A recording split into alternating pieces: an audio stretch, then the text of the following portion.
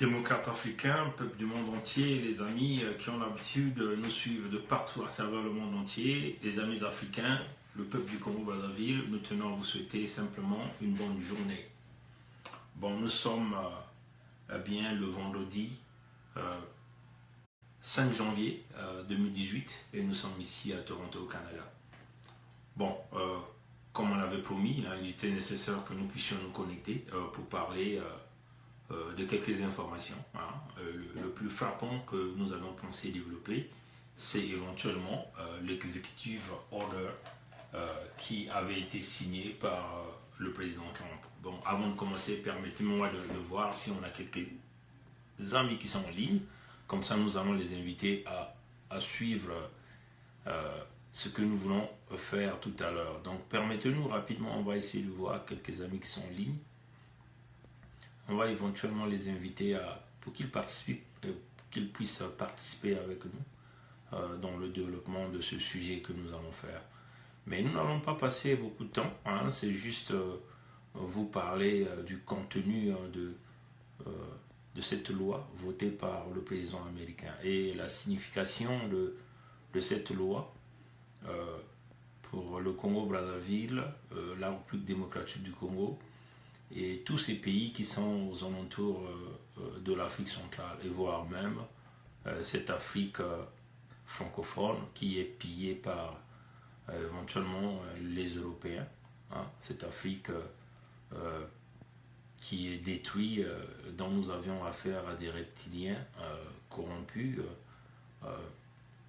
mais bien sûr dans le désastre de la jeunesse africaine. Bon, voilà.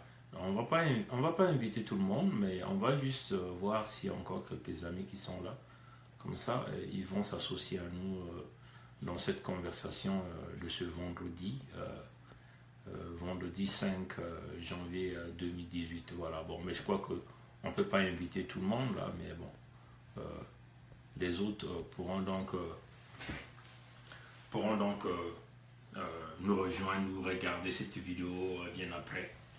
Bon, le sujet d'aujourd'hui, c'est éventuellement, permettez-nous de tourner la caméra, nous allons donc parler de l'executive order. Donc nous allons, comme vous le voyez ici, executive order blocking the property of the person involved in serious human rights abuse and corruption. Vous voyez? Donc, je vais simplement traduire, ça veut seulement dire ordonnance bloquant les propriétés des personnes impliquées dans des graves violations des droits de l'homme ou la corruption. Vous voyez, chers amis? Bon, il y a plus de 50 personnes qui ont été citées dans cette liste, mais nous allons parler essentiellement de quelques-uns et éventuellement d'un homme, c'est-à-dire un Israélien, un homme d'origine israélienne, mais qui a aussi des connexions sud-africaines, même canadiennes. Pourquoi nous parlons de cet homme? Parce que cet homme représente réellement la clé dans ce qui est en train de passer dans notre pays, Afrique centrale. Donc, c'est ce monsieur-là. Le nom, c'est Dan Gatler.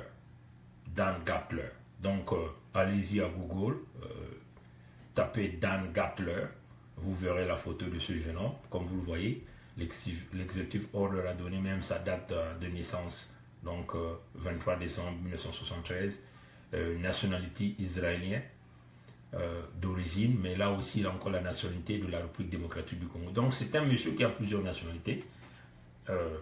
Et voilà, donc nous allons développer sur les conséquences que la note signée par M. Trump peut avoir dans nos États, en Afrique centrale d'une manière générale, et éventuellement ici nous parlons des pays où vous avez naturellement assez de matières premières, mais vous aviez deux hommes qui brisent la vie des populations, qui ont entraîné leur pays dans la corruption avérée, éventuellement avec des abus graves et sévères de droits de l'homme. Bon, pourquoi cette loi d'abord a été décidée? Vous voyez, cette loi a été décidée, selon nos analyses, nous pensons que si nous essayons de voir la répartition de la gestion de l'Afrique, comme vous le savez, c'est lors de la conférence de Berlin que cette Afrique a été divisée. C'est-à-dire, les grandes nations européennes se sont simplement appropriées de l'Afrique sans pourtant qu'eux-mêmes, Africains, puissent être informés de ce qui se passait. Vous voyez, chers amis. Donc, comme nous venons de voir, la plus grande portion de l'Afrique a été récupérée par la France. Notamment cette Afrique francophone, noire, subsaharienne, et aussi une partie du Maghreb, comme on essaie de voir l'Algérie, la Tunisie, le Maroc, ainsi de suite. Vous voyez, chers amis. Bon, les Anglais ont récupéré une partie de l'Afrique, éventuellement par quelques pays.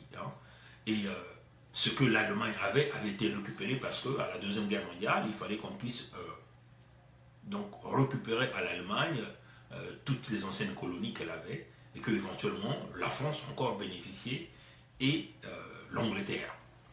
Bon, du point de vue balance démocratique, nous savons, et aussi balance économique, nous savons que la plupart du temps, les pays anglophones sont en train de se démarquer de ceux des pays francophones. Et notamment par les politiques anglaises qui sont devenues un peu des politiques de coopération, de partage égal des richesses à l'œil nu, vous voyez, mais cela aussi entraîne la quiétude démocratique dans ces pays-là. Et ceci est la réalité.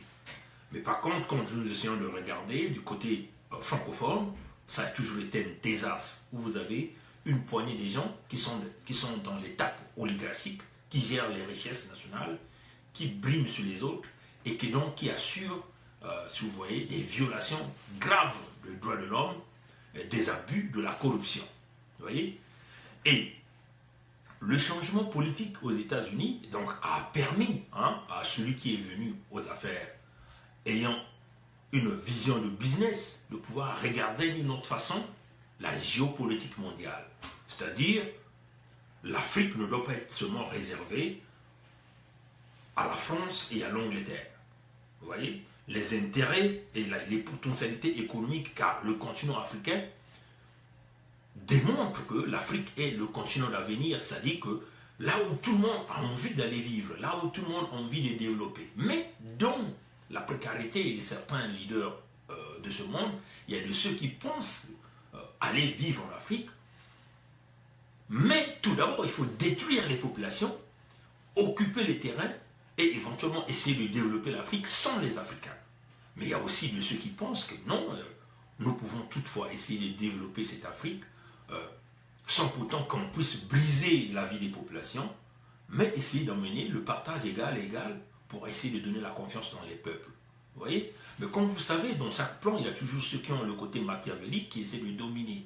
Et nous voyons dans ces plans machiavéliques la France qui est dans cette ligne de mire avec des programmes comme France-Afrique, des occupations, des bases militaires, ainsi de suite. Vous voyez? Et dans la nouvelle façon de voir l'Afrique, puisque nous le savons, les 90% des matières, des ressources naturelles se retrouvent en Afrique. Donc tout le monde est en train de courir vers l'Afrique comme le nouveau Eldorado. Bon, entre-temps, on ne pensait qu'à l'or, le diamant, le pétrole, mais il y a aussi d'autres matières qui vont donc présenter l'industrie technologique du futur. Vous voyez? Donc tout le monde est à la course. Excusez-moi, je vais simplement diminuer le volume. Voilà. Donc tout le monde est à la course pour essayer de récupérer l'Afrique. Bon, les Américains aussi dans leur calcul se disent que non, nous ne pouvons plus accepter que ce bordel continue à se faire en Afrique où vous aviez la France qui essaie de tout prendre. Voilà pourquoi Trump, dans ses calculs, nous ne confirmons pas, mais a simplement dit qu'il est temps d'arrêter cette stratégie qui consiste à briser les populations. Il faut maintenant mettre en place des véritables techniques pour briser les gens. Donc voilà pourquoi vous avez vu l'executive order. Donc c'est juste une ordonnance bloquant les propriétés des personnes impliquées dans des graves violations des droits de l'homme et de la corruption. Et bon, évidemment, M. Dan Gatler est le plus proche collaborateur de Joseph Kabila. Donc, si Dan Gatler, dans cette zone d'Afrique, est visé, ça veut seulement dire que c'est la République démocratique du Congo est visée, ça veut seulement dire que c'est l'oligarchie de la République démocratique du Congo est visée. Parce que ce monsieur représente le bras financier de Joseph Kabila. Ce monsieur-là ne représente pas seulement le bras financier, mais c'est aussi le bras militaire. Vous voyez, par le biais de l'argent qu'il emmène, par les biais des connexions que ce monsieur a là. Il faut le dire que ce monsieur est un partenaire de Glencore, donc c'est-à-dire que c'est l'entreprise qui assure mondialement la plus grande production de cuivre, de cobalt et tous les autres minerais que vous connaissez. Vous voyez? Et ce monsieur aussi, par le biais de Kabila père, lui avait donné la responsabilité de gérer le diamant, le marché du diamant en République démocratique du Congo. Donc vous voyez le pouvoir qu'a ce monsieur, la puissance qu'a ce monsieur. Vous voyez que ce monsieur est capable de frapper à n'importe quelle porte et cette porte va s'ouvrir parce qu'il a tellement de moyens, il est tellement influent par l'argent qu'il détient. Et donc, quand Kabila massacre les Congolais de la République démocratique du Congo, quand ces messieurs appellent toutes ces connexions qu'il a à travers le monde entier pour dire, ne touchez pas à ces messieurs, vous comprenez bien que cet homme est bien écouté. Voilà pourquoi vous allez voir que Kabila est parti quasiment à 2 mandats, et en train de jongler, vous voyez, il a reçu à obtenir une progression, une extension d'une année, parce que son mandat a été complètement terminé en décembre 2016. Il a obtenu une prolongation d'une année. Et les accords signés sont arrivés à terme le 31 décembre 2017. Mais ce temps veut insister. Parce que les connexions de M. Gartner font que au niveau de l'Union européenne, ça ne bouge pas. Au niveau des Nations Unies, ça ne bouge pas parce que les poteaux sont là pour essayer de soutenir Kabila pour qu'il puisse continuer à demeurer là, éventuellement à ouvrir les grandes portes pour les multinationales gérées comme M. Gatler. Vous voyez, chers amis. Donc c'est cela. Maintenant, la loi de Trump, qu'est-ce que cette loi vient faire? Qu'est-ce que cette loi signifie? Mais cette loi signifie simplement, comme vous avez dit, bloquer les finances, vous voyez, de tous ces gens-là. Donc, M. Gartner est dans la liste, dans la ligne de mire, il est là. Donc, on va bloquer tous les comptes de Gartner aux États-Unis. Parce que la plupart des gens, la plupart de ces gens-là, tout l'argent qu'ils ont, ils investissent cet argent dans des bourses. Vous voyez? Bon, si vous ne savez pas les systèmes de fonctionnement de bourse, allez-y Google dans YouTube. On n'a pas le temps à passer pour vous expliquer. Google, on va vous le dire. Donc, toutes ces personnes ont beaucoup plus investi dans les bourses. Et donc, la plus grande bourse mondiale qui existe, c'est bien sûr Wall Street. Donc, c'est à New York, la bourse américaine, gérée par l'américaine. Là où toutes les grandes compagnies mondiales ont des investissements. Vous voyez, chers amis. Donc, aujourd'hui, M. Gartner se trouve parti de cette liste des gens qui doivent sanctionner. Donc, parmi lesquels, pour les Africains, il y a Yaya Jammeh qui est là, et plein mal des Africains qui sont là aussi. On n'a pas envie de revenir sur les gens, mais nous avions sélectionné Gartner pour juste montrer qu'il est le bras financier de Joseph Kabila. Il est aussi le bras armé de Joseph Kabila. Et par les connexions que ce monsieur a, par l'influence qu'il a, il a aussi une influence au niveau du Congo-Brazzaville. Donc, si vous voyez que si on coupe les finances de Dan Gatler, ça veut seulement dire qu'on a coupé les finances de Joseph Kabila. Ça veut seulement dire qu'on a coupé à Kabila la possibilité de se réarmer. Vous voyez, chers amis. Ça veut seulement dire qu'on va donc sectionner les finances de tous ceux-là qui gravitent autour de Joseph Kabila. Mais ne vous en faites pas. Nous allons aussi traverser de l'autre côté du fleuve tout à l'heure. Vous voyez, chers amis. Donc, en réalité, les Américains veulent changer la donne dans cette région.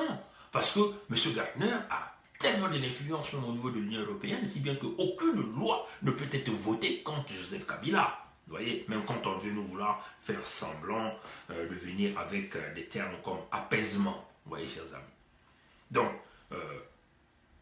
Kabila a une coalition interne avec Denis Sassou Nguesso par les accords militaires, si vous voyez, de la sécurité de la sous-région qu'ils ont eu à signer, éventuellement l'ouverture auprès de l'Israël, puisque ce monsieur Gartner a des origines israéliennes, donc l'ouverture par les services de protection et de sécurité, donc les achats de matériel de combat et militaire. Donc vous voyez bien que le ravitaillement des achats des produits en armement de Denis Sassou Nguesso ne partait pas seulement de l'Afrique du Sud, mais par aussi la connexion avec des groupes de sécurité au niveau de l'Israël, éventuellement utiliser le réseau de Dan Gartner pour pouvoir s'approvisionner en armes et matériel de combat militaire que ça soit en train d'utiliser sur le Congo-Brazzaville, les populations de ce pays.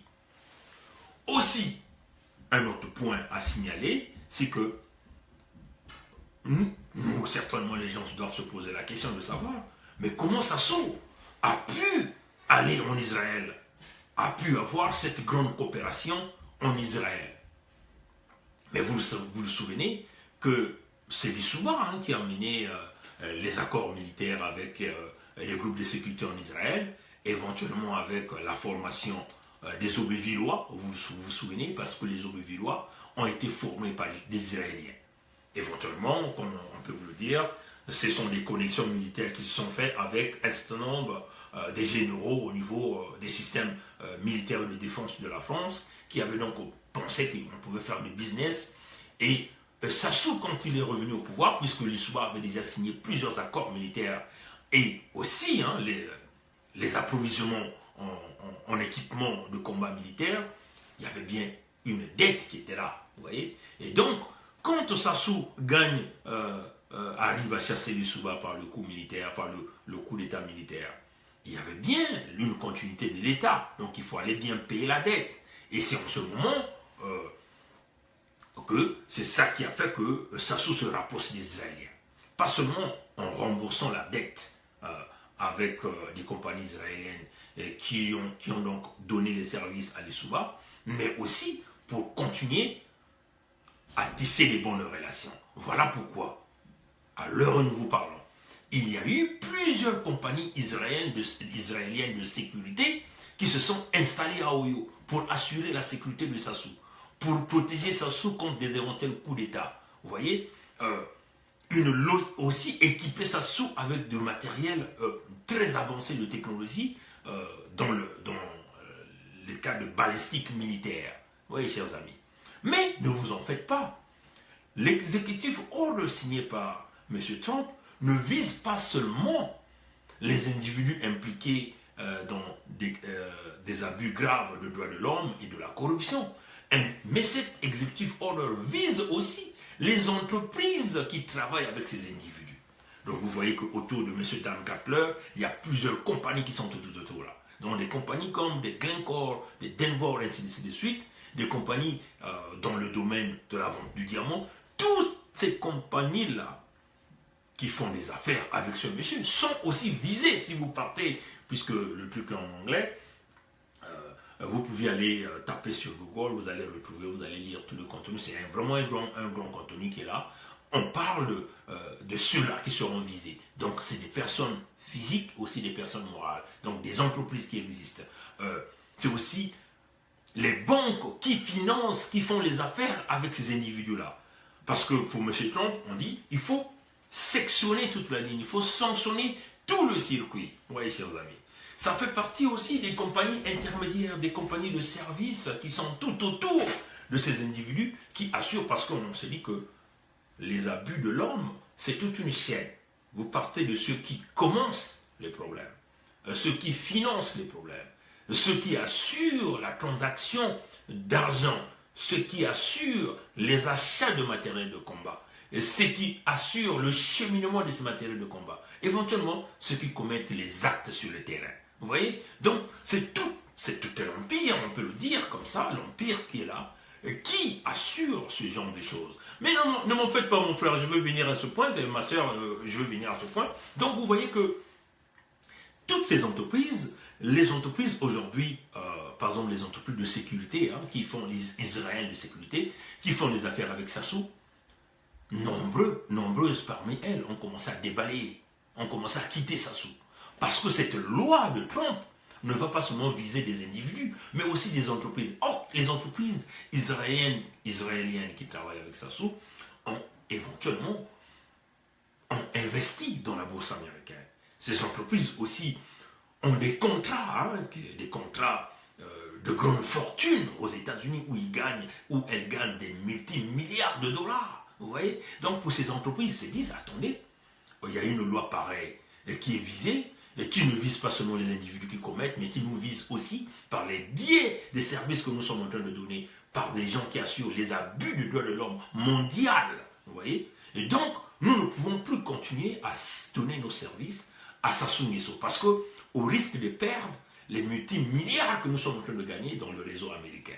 Et aussi au risque de perdre notre argent investi dans la bourse de Wall Street, donc à New York. Vous voyez donc, à l'heure où on nous parle, notre frère Osebi a eu à publier un bon article sur Congo Liberty. Allez-y, www.congoliberty.org ou .com. Vous verrez, c'est un article qui est là, qui a vraiment parlé de toutes ces entreprises de sécurité israéliennes qui sont en train de déballer, de quitter Sassou éventuellement. Vous le savez, ces entreprises ne veulent pas perdre tout ce qu'ils ont perdu. Bon, maintenant, chers amis, dans les jours passés, nous avions entendu, notre frère Kissa Marcus avait publié un petit article dans lequel il a dit Total et Eni, Total aurait payé les 2 mois de salaire. Mais là, il y a encore plusieurs articles qui sont arrivés que des entreprises comme Total et Eni ont payé les tout derniers mois de salaire pour Sassou Nguesso. Mais ne vous en faites pas, chers amis, si réellement ces entreprises-là ont payé de l'argent aux fonctionnaires congolais, alors qu'on sait que Sassou est ciblé par le Fonds monétaire international, alors on sait que Sassou est en train de faire des abus graves de droits de l'homme, est en train d'assurer la corruption au niveau du Congo-Brazzaville, éventuellement par cette dette énorme qu'ils ont essayé de dissimuler et de cacher pour le Congo-Brazzaville. Total et Eni seront aussi visés par cette ordonnance order-là du président américain. Pourquoi? Parce que Total et Eni investissent aussi dans la bourse de Wall Street. Vous voyez, chers amis. Donc, le fait que Total et Eni investissent pour ce que nous sommes en train de dire, pour essayer d'aider Sassou, de le sortir dans l'abîme qu'il a créé lui-même, dans l'hécatombe, dans l'apocalypse économique. Vous voyez, Total et Eni vont aussi se faire frapper par cette loi. Parce que pour le président Trump, comme vous le voyez, c'est quelqu'un qui ne badine pas. Quand il dit. Sa loi, il faut la respecter. Donc, le fait que Total et Eni font aussi partie des investisseurs au niveau de Wall Street, donc vous voyez bien que ça va résonner à quoi? Ça va résonner au gel des avoirs de Total et Eni au niveau de Wall Street. Donc, c'est des multimilliards. Et donc là, nous sommes en train d'arriver à quoi? Éventuellement à l'asphyxie économique de Total et Eni. Et ça va entraîner quoi? Une banqueroute de cette entreprise pour des crimes qui sont en train de supporter au niveau de l'Afrique, au niveau du Congo-Brazzaville, au niveau du Gabon, au niveau de tous les pays où ces entreprises-là sont en train de faire l'exploration et l'exploitation du pétrole. Voyez, chers amis. Donc, démocrates africains, peuple du monde entier, mais il y a encore une chose, chers amis, parce qu'on nous parle que Sassou aujourd'hui a encore reçu l'assistance de la banque Lazare de France, gérée par Mathieu Pigas, éventuellement la banque Rothschild, pour ceux qui savent la banque Rothschild, a aussi commencé pour essayer de venir secourir Sassou Nguesso. Mais vous vous souvenez, la banque Rothschild, ça vous dit quoi? Ça vous dit là où Macron a commencé à faire les business. Ça vous dit là où Macron a commencé à intégrer le milieu financier. Donc vous comprenez bien que si la banque Rothschild commence à venir au Congo, après une tentative de pouvoir essayer de sauver Sassou par Dominique Strauss-Kahn et Dominique de Villepin, et là nous voyons maintenant la banque Rothschild venir, qui est bien impliquée au Sénégal, et là nous voyons aussi cette banque Lazare venir, vous voyez bien que c'est le bras financier de la France qui commence à venir pour essayer de secourir Sassou en passant par des intermédiaires, des banques parallèles. Mais ne vous en faites pas, toutes ces banques, Rothschild, la banque Lazare, c'est aussi ces banques-là ont aussi des produits dans Wall Street. Donc toutes ces banques-là seront aussi frappées par l'exécutif order signé par le président Trump, le président américain. Donc vous voyez, chers amis, L'objectif de ce direct, c'est pouvoir vous démontrer que ces entreprises qui sont en train de participer à la criminalité pour la déstabilisation de l'Afrique centrale, ces entreprises qui sont en train de participer aux crimes de guerre, parce qu'il faut le dire, ce sont les crimes de guerre que ces entreprises sont en train de faire. Le cas de Elf, qui est devenu Total, est connu de tout le monde. Ce sont les mêmes pratiques, ce sont les mêmes méthodes. On finance un plan, éventuellement, pour essayer de maintenir ces mêmes personnes au pouvoir, mater les populations, détruire les populations. Enfin, ce sont ces gens-là qui vont s'enrichir. Hein, parce que quand on supporte ces individus essaient de brader le pétrole, essaient de brader les matières premières dans leurs États. Voyez, chers amis. Donc voilà pourquoi, démocrates africains, peuple du monde entier, nous avons toujours l'habitude de vous le dire que toutes ces entreprises-là qui exploitent en Afrique et qui financent des dictatures, et ces dictatures qui assurent des crimes graves de violation des droits de l'homme dans leurs États, ça veut simplement dire quoi? Ça veut simplement dire que ces entreprises n'ont plus leur place dans nos États. Donc nous devons forcément bannir ces entreprises à exercer dans nos pays. La géopolitique du monde est en train de changer, la carte du monde est en train de changer, les pays qui se sont partagés lors de la conférence de Berlin est aussi en train de changer avec l'arrivée du président Trump. Voilà pourquoi nous sommes en train de vous le dire, démocrates africains, peuple du monde entier, le monde est en train de changer. En coupant les finances dans Gartner, les compagnies de sécurité israéliennes qui sont en train de commencer à laisser Sassou Nguesso parce que visés par des sanctions américaines, tout ce monde, les Total et Eni, qui sont en train de financer Sassou, mais ils vont être asphyxiés par l'executive order signé par le président Trump. Donc nous sommes en train de voir ici, à la chute de Sassou dans les jours qui vont suivre, à la chute de Joseph Kabila dans les jours qui vont suivre. L'asphyxie économique, on l'avait déjà dit, le Congo est dans une phase de l'Armageddon économique, parce que vous avez eu des gens qui ont poussé le pays financièrement au coin de mur, et au même coin de mur, ils ont noyé le pays. Mais ne vous en faites pas, chers compatriotes démocrates africains, peuple du monde entier, eux-mêmes aussi, ils vont être noyés, ils vont être engloutis par l'Armageddon économique qui est en train d'arriver. Maintenant, l'asphyxie économique, l'asphyxie politique va entraîner quoi? L'asphyxie militaire. Et ça, nous le réservons pour la prochaine fois. Que Dieu bénisse l'Afrique, que Dieu bénisse tout le peuple congolais, tous les résistants, tous ceux-là qui luttent pour la libération de notre continent. Que Dieu nous garde. Merci. Au revoir.